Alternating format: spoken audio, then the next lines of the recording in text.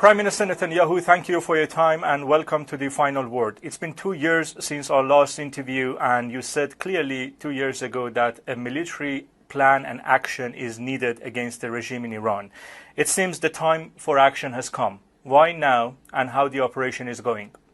Well, we reached the 12th hour, Puria. This criminal regime, the tyrants of Tehran, basically planned 2 weapons of mass death to exterminate Israel. One is to rush forward with their nuclear program to develop atomic bombs to destroy Israel. And second, their program to build a vast ballistic missile arsenal, each missile carrying 1-ton payload at Mach 6, just slamming into our cities, killing our women, our children. They were going to build 20,000 of these. So obviously these are 2 existential risks. We had to act in the nick of time, and we did. But by acting to defend ourselves, we're also acting to defend others in the Middle East, in Iran itself. You know how the people of Iran have suffered under this brutal regime for 46 years. They've impoverished you. They've given you misery. They've given you death. They've given you terror. They shoot down your women, leaving this brave, unbelievable woman, Mahsa Amini, to bleed on the sidewalk for not covering her hair. I mean, this is an outrageous, radical, fanatic regime, and the time has come to defang them and to stand up against evil. That's what we're doing. But in so doing, I think we're also I know we're also standing up for you, for our Arab neighbors, for people around the world, and indeed, even for the United States, because they're trying to build ballistic missiles that will reach the eastern seaboard of the United States. So everybody is under threat from this criminal regime, and somebody had to act to stop it, and that's what we're doing. How the operation is going so far, Prime Minister? It's going brilliantly, Puri. Brilliantly. I mean, I think that our pilots, our soldiers, the Mossad, just the IDF is doing unbelievable things with their precision targeting, knocked out their chief nuclear team, all the leaders, knocked out their nuclear sites. We still have a way to go, but we'll finish it. We're knocking out their ballistic missile production sites, and we're doing things against the regime itself. But I think you should understand, these dictators in Iran, sure, they fear us, but they fear you, the people of Iran, even more. And your hour of freedom is near. It's happening now. They understand that 80% of the people of Iran despise them. I hear a lot of them. You know, I do these videos that I broadcast to the Iranian people. I tell them how we could offer them help in the water shortage that you have. The regime refuses, of course.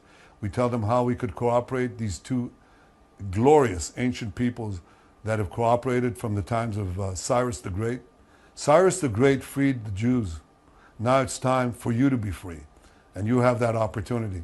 The people of Iran, I think, have a brilliant future, and our friendship can be restored to what it was and what it should be. This is the time. Okay. Prime Minister, you talked clearly about regime change as a goal to this war. What do you mean by that?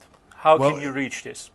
I would say the goal is twofold: to remove one existential threat, the atomic threat. The second is the existential threat of thousands and thousands of ballistic missiles. But the consequence could be, the result could be, that the regime will be shattered. Because what do they have? I mean, what do they really have? So can you please elaborate on that? How do you see this leading to a regime change in Iran? Look, I think the regime works on terror. You know it. The people in Evan prisons know it. Every Iranian citizen knows it. I mean, we know how they shoot people, how they hang people from cranes, the horrible things that they do. I don't have to tell you. You can tell me. But this is all based on the image of invulnerability, of unmatched power. And we're cutting that power down to size. And I think this will have, this will have enormous consequences for good in our region, beyond our region, but also in Iran itself. A light has been lit. Carry it to freedom. Okay. Carry it to freedom. It's up to the people of Iran. And I think you will find the time and the opportunity, because I think The hour of liberation is clear. Israel is because known as there the startup nation. Prime Minister. It may be known as known as the innovation nation. You will be known as the liberation nation. Yeah. The reason I ask this, Prime Minister, many say the goal for Israel is dismantling the nuclear program and the missile threat, and after that Israel probably wouldn't care about the rest of it. Can you assure Iranian people you stand by them till the end?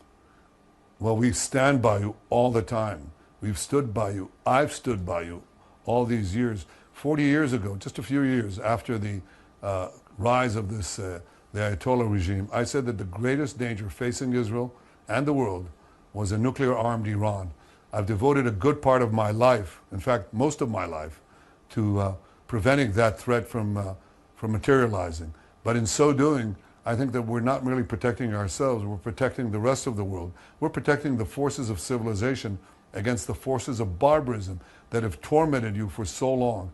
And I think this could lead to a cascade. Pouria, I know that many Iranians inside Iran are waiting for this moment. I've received millions of viewers inside Iran for these broadcasts that I described to you. Millions. And many times with their names, people with their names. They identify themselves. This tells me that there's a great spirit inside the great people of Iran. And I think that the opportunity may be very near. Okay, let me ask you about one of the main questions people ask. Some U.S. media reported Prime Minister President Trump vetoed targeting the Supreme Leader in this operation. Is the Supreme Leader Khamenei still within your targets? Look, there's so many fake news. I won't get into each one of them, but I can tell you that our goal is, first of all, to free ourselves from the dual annihilationist threat that I described before, the nuclear and the ballistic missile. But also, if we can help you achieve your freedom, that is a noble and worthy cause, because you're a noble and worthy people. And let me tell you, I talked about the torment, the subjugation of the women in Iran. And I know your great slogan, Zan, Zandegi, Azadi. I think that... that says it all. Well, it does say it all. It's, it's woman, life, freedom. Let me tell you about one woman that is fighting now this horrible regime, this criminal regime. It's a woman pilot. She worked in the Prime Minister's office for 2 years. She's now a navigator in one of our planes over the skies of Tehran. Yes, she's targeting those missile sites. She's targeting those nuclear sites. But in a way, she's fighting for Iranian women. She's fighting for all free peoples everywhere. And I think that the sympathy that we have is so strong. You're not our enemy. We're not your enemy. We have a common enemy. And we're resolutely fighting them. And I believe you'll have an opportunity to be free soon. Prime Minister, let me ask again. Is Supreme Leader Khamenei still within your targets? I'm not going to get into specific targets because I'm leaving that open. But I can say that we are doing what we need to do to remove the threat from this dictatorship. And that threat is not merely to us, but to you, to your people. You can tell me about their horrors, their torture, their evil, more than anyone else. And it's important you tell the world, because people think this is another regime. Well, we have a conflict. It's not a conflict. It's not when somebody says we're going to destroy you, we've learned in our long history that if somebody tells you that, believe them. And if somebody tries to develop the weapons of mass death to carry out their annihilationist program, stop them. That's what we're doing. But in so doing, we're creating an opening for freedom, for liberty, and for peace.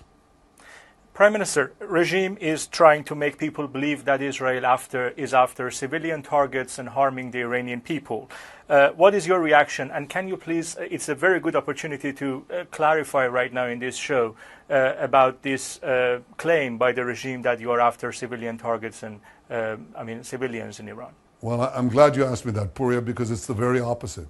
While the Iranian regime targets our people, they're sending these enormous ballistic missiles right into our apartment buildings, into our cities, into our neighborhoods. We're doing the opposite. We're telling the people of Tehran, please vacate the premises, because we're going to target those nuclear sites, military sites, ballistic missile sites that are embedded in Tehran itself. Leave so you're safe. And that's what we're doing. That's the difference. The whole difference is we're very much concerned to protect the people of Iran, and we're doing everything we can to protect civilians. So I think the difference couldn't be clearer, and you can see that by the warnings that we are sending, the 4 warnings that we're sending to the people of Tehran and elsewhere as necessary in order to have the people leave the zone of conflict. That's the whole difference between a terrorist regime that deliberately targets civilians and a democracy like Israel that is fighting a just war with just means, telling civilians, get out of harm's way. And I think it tells you a lot. But what Iran wants to do is not merely to terrorize. They want nuclear terror. We know that they are planning to give their proxies, including the Houthis, nuclear weapons. This is nuclear terrorism gone amok. This will jeopardize the peace of the entire world.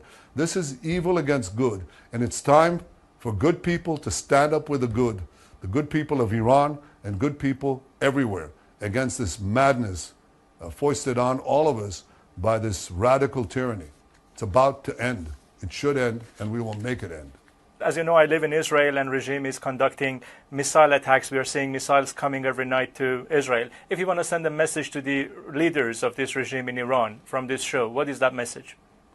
Well, I think the message is what we're doing. The message is our brave pilots. The message is the brave people. The brave people of Israel are standing up. They're like, you remember, everybody knows the British people during the Blitz. This is exactly the spirit of the people of Israel. They're strong, they're resolute, they're not vacating cities. They're holding tight because they know that we are right. And as far as the regime in Iran, they fear you. They have reason to fear you because they know that you've unmasked them. They know that they can't cheat.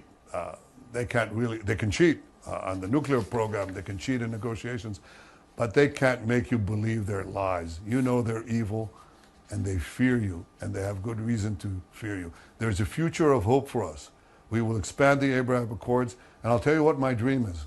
One day to have peace with Iran. One day for you to visit Israel freely, I mean the people of Iran, and one day for me and Israelis to visit Iran freely. That will be a new world, and we're marching to it. In fact, I think we're moving it that much closer by what we're doing today.